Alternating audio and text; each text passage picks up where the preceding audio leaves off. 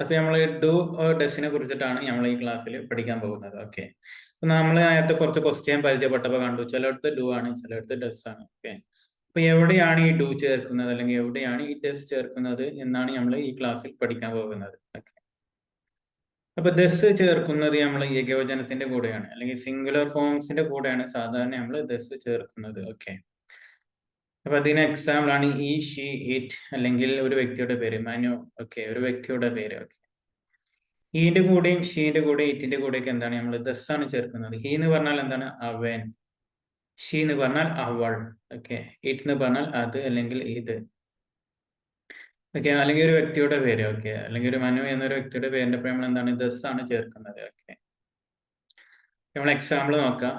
Okay, അപ്പൊ ഈ first example ആണ് ദസ് ഹി ഗോ ദേർ, അവൻ അവിടെ പോകാറുണ്ടോ. Okay, does he go there, അവൻ അവിടെ പോകാറുണ്ടോ.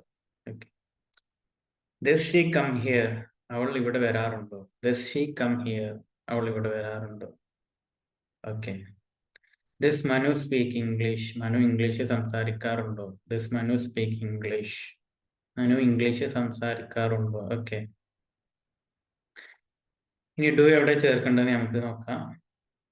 ഓക്കെ, അപ്പൊ ഡു ചേർക്കുന്നത് ഇതിന്റെ പേരാണ് യു, ദേ, വി, ഐ എന്നീ പ്രോണൗൺസിന്റെ കൂടെയാണ് എന്ത് ഡു ചേർക്കുന്നത്. അപ്പൊ യു എന്ന് പറഞ്ഞാൽ എന്താണ്? നീ, നിങ്ങൾ. ദേ എന്ന് പറഞ്ഞാൽ അവർ. വി എന്ന് പറഞ്ഞാൽ ഞങ്ങൾ അല്ലെങ്കിൽ നമ്മൾ. ഐ എന്ന് പറഞ്ഞാൽ ഞാൻ. ഓക്കെ, ഐന്റെ കൂടെ എന്താണ്? നമ്മൾ ഡു ആണ് ചേർക്കേണ്ടത്. ഓക്കെ, നമ്മൾ കൂടുതൽ എക്സാമ്പിൾ നോക്കാം. Do you go there, do you go there, നീ അവിടെ പോകാറുണ്ടോ. Okay, do you go there, നീ അവിടെ പോകാറുണ്ടോ.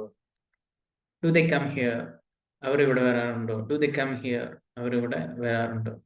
ഡു വി സ്പീക്ക് ഇംഗ്ലീഷ്, നമ്മൾ ഇംഗ്ലീഷ് സംസാരിക്കാറുണ്ടോ. ഡു വി സ്പീക്ക് ഇംഗ്ലീഷ്, നമ്മൾ ഇംഗ്ലീഷ് സംസാരിക്കാറുണ്ടോ. ഓക്കെ,